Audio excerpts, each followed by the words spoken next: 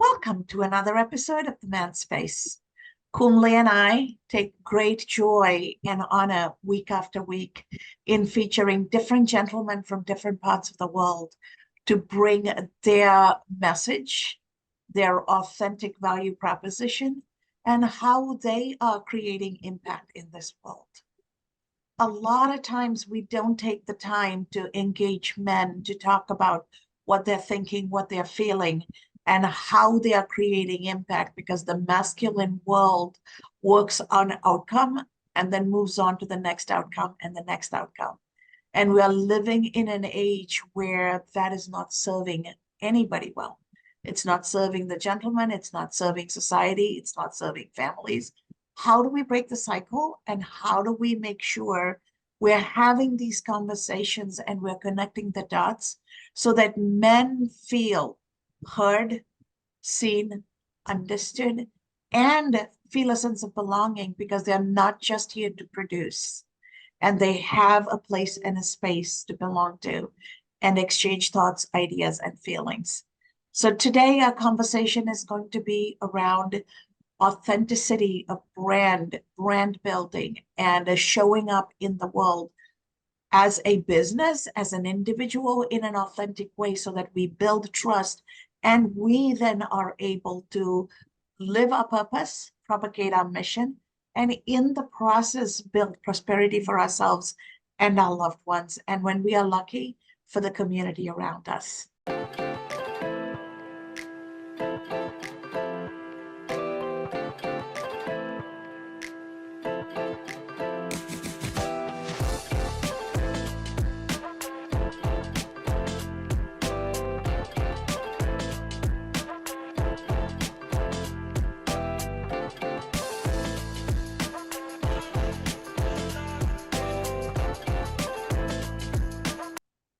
Thank you so much, Dr. Kas. And on that note, we're glad to introduce our guest today to everyone who is watching.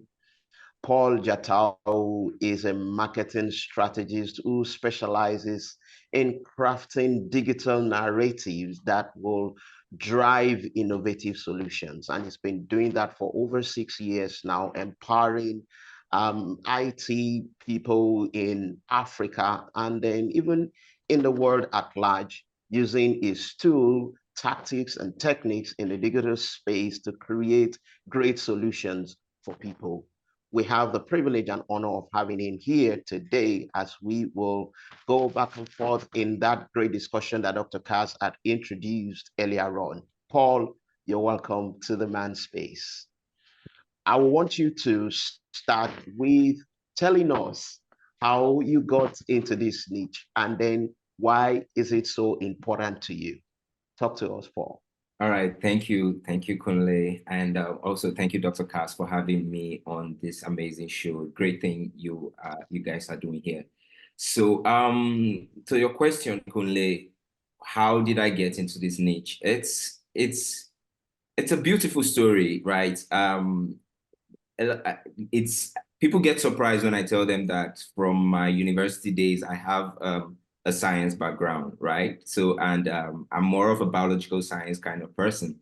And while I was in the university, I had a friend of mine, you know, people, most of us young guys who were in the university days looking for means to make money, right? And I had this friend of mine, a lady, she was in mass communication. I was in the Faculty of Science, and she said, "Oh, I mean, you're good with, you do a lot of phone stuff, right?" I started learning how to, design on my phone and all of that stuff. And she said, "I have this little job offer that you could just make some designs and share with this company, and they would pay you monthly, right?"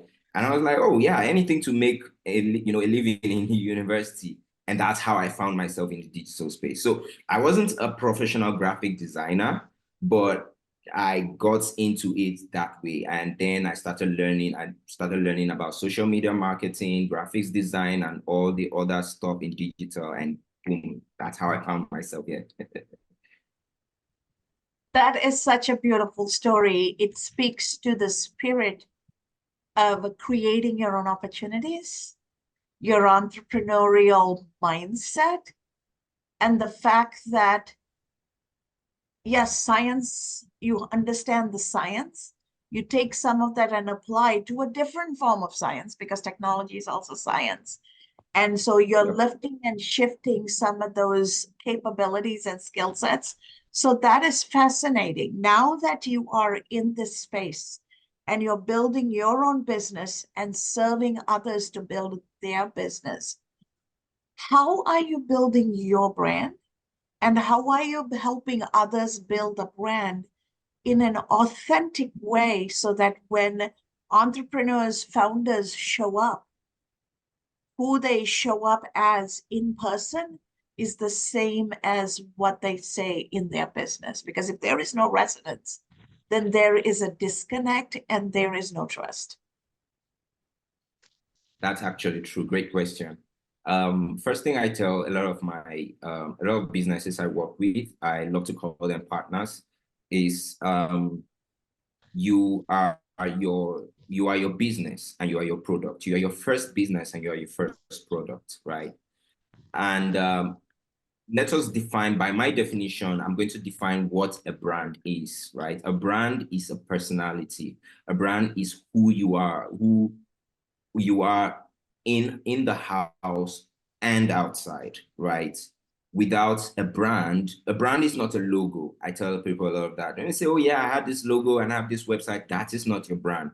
Your brand is how people feel when they interact with you, whether they come on your website or your social media or when they meet you personally, how they feel. So for example, I'm meeting Dr. Kas, right? For the first time. How does Dr. Kas make me feel? Does she make me feel at peace, or does she make me feel a little bit agitated? That is her brand. And people have different ways of communication and all of that stuff. So that's where we define who you are, right? Now, I have a lot of people have this notion of, yeah, my business is different from me. But let us first of all deal with the fact that you cannot compare yourself with the likes of Apple and Coca-Cola and all of these other big businesses who have different personalities as a brand and the owners of the business.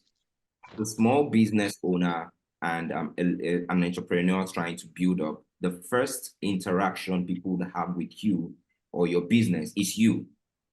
They won't meet with the HR. They will meet with the salesperson. It is you. And if you have any other representative, you must teach them that culture of that this is who I am. This is what I'm representing. This is what I stand for, right? And bring that into your business. So without that, like you said, Dr. Kas, there will be no trust. There will be no interaction, and you disconnect from your audience or the people you're actually trying to sell to, right? So you must first of all define, just to wrap that up, you must first of all define who you are, what you stand for, and your mode of communication, right? And then you can now escalate that into your business. So when they see you, there's no difference between you and your business. So if let's say your business is called Keys and your name is Alicia, for example, right? When they see Alicia, they see Keys. And when they see Keys, they see Alicia. There is no disconnect. There is no difference. Wow. Absolutely spot on, Paul. Absolutely spot on when you talk about brand being a personality. And that is so profound, because people tend to think the brand is the color, the brand is the logo, just as you mentioned.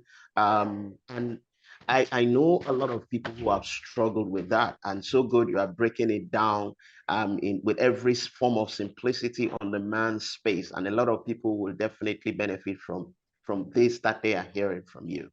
I know a lot of men, or in a lot of people, let's put it that way, in society have struggled with putting themselves out there. It's a digital world now, and if you are not out there in the social space, and I know the reason why a lot of people can watch the episode of the Man Space, it's because we're putting it out there, and it has benefited a whole lot of people since the episode started.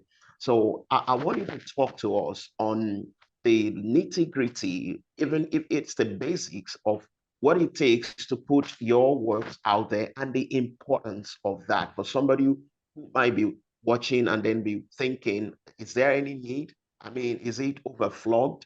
Why is it necessary for us to put ourselves, that's our brand now, out there for people to see, Paul?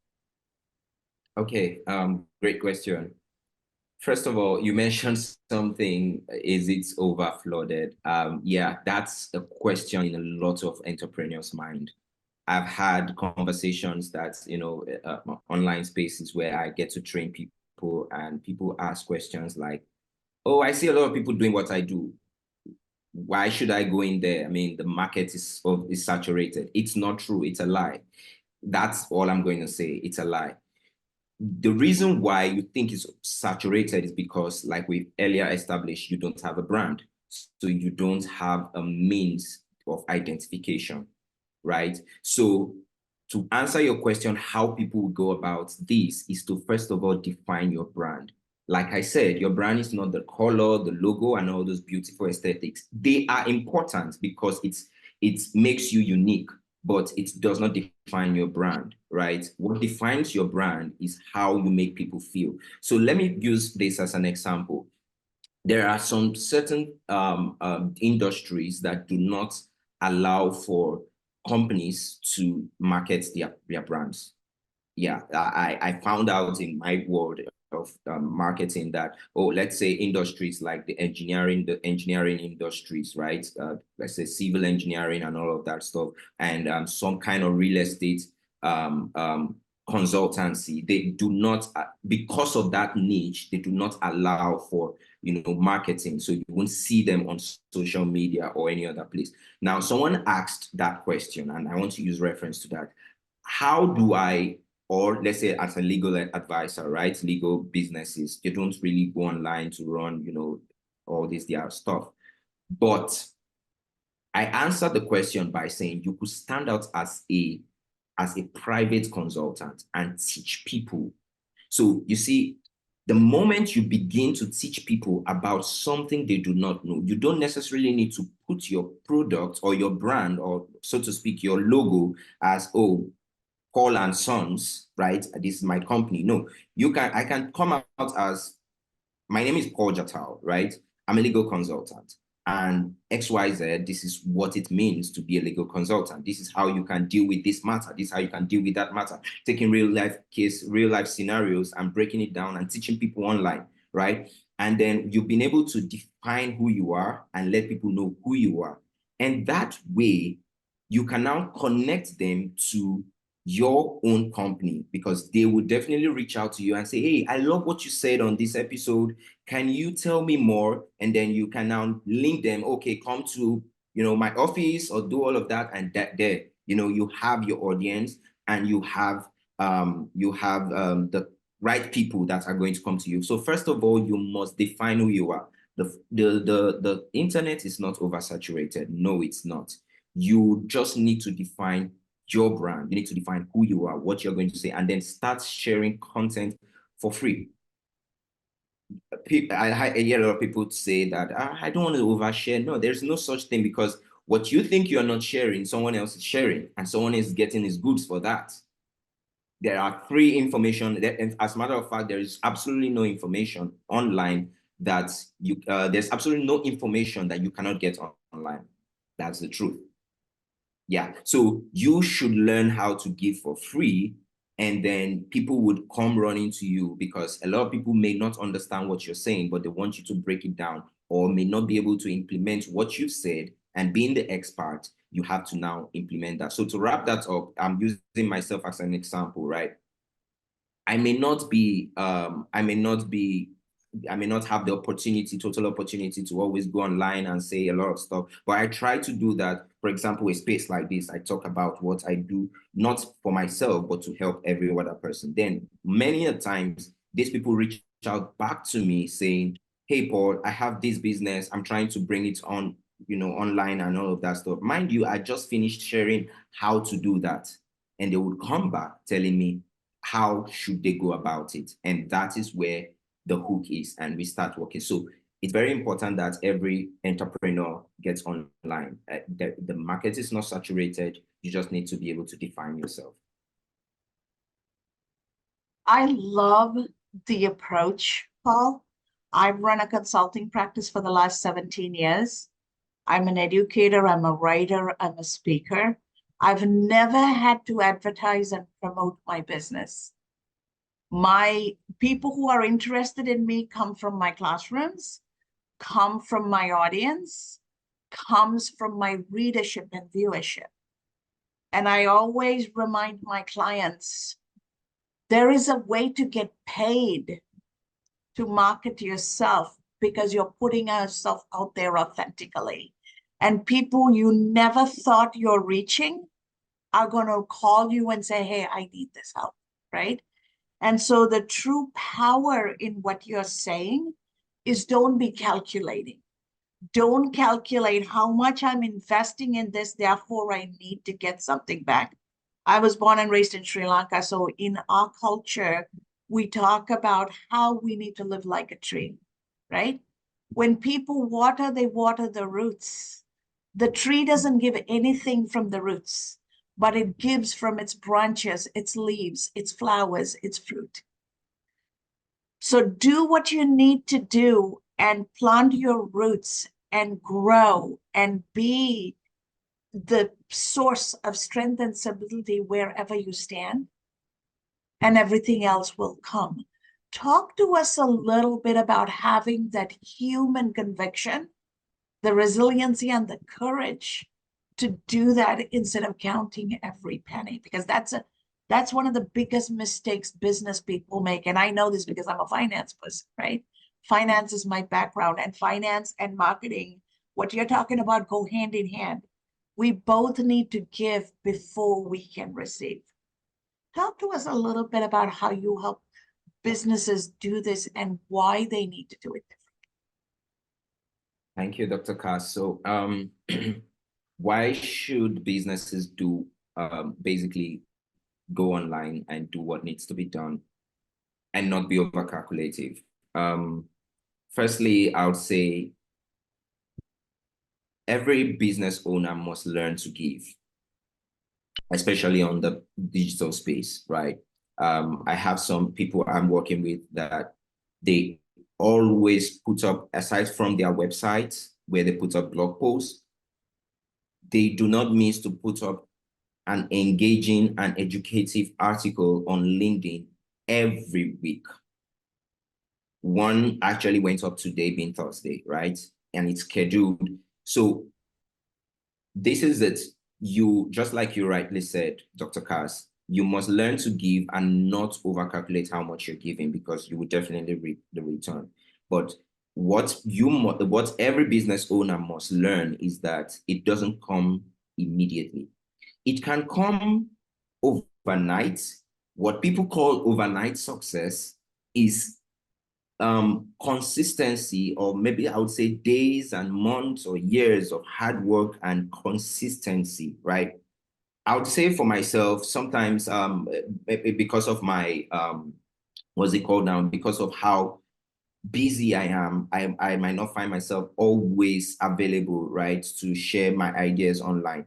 But I have been able to help a few clients of mine who they say, okay, you know what, I'm my brand. I have to go on YouTube. And she's on YouTube, right? Always sending videos, sharing the videos with me. And then I share with my assistant and I say, okay, you know what, put this on YouTube, put this on YouTube, put this on YouTube. And she's asking a question like, okay, Paul, when will this get back to me? I said, just be patient. Just give the consistency. Just understand that, first of all, have the mindset that, okay, I don't care if I get back or not. What I want to do is just to teach people and give people free information for now. By the time you start getting something in return, you wouldn't know it. It just takes a single call from one person or a text from another person, or a comment from your post and say, oh, beautiful stuff, right? And then the person clicks on the link you provided and sends you a DM, and boom, that's it.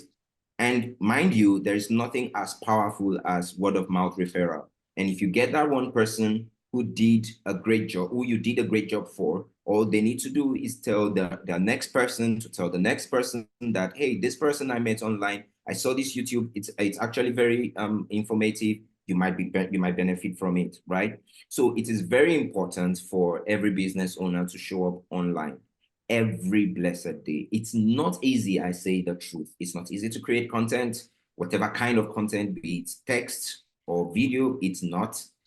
Right now we are creating content. It's time consuming, but it was definitely worth it at the long run. I can bet my own business on that.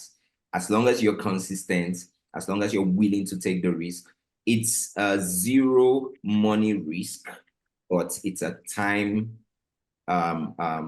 would I say, yeah, what you're risking is your time, not your cash, basically. And of course, they say time is money. So definitely you can connect it.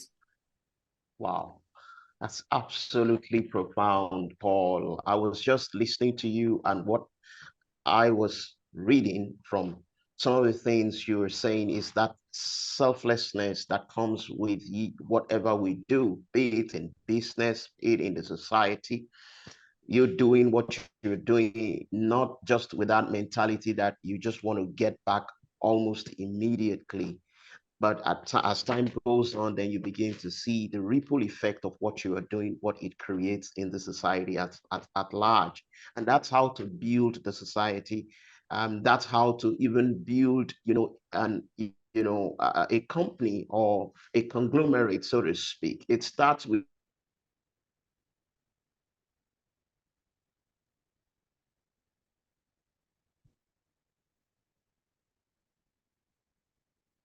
that's So what shows your passion. And that is what shows the fact that you are out there to solve a problem. Begin to wrap up, Paul. I know there will be people who will be willing to reach out to you and want to get connected with you, want to get your service. I want you to just open the mic now and let them know how they can reach you, Paul. Okay. I think I am reachable on 2 different platforms.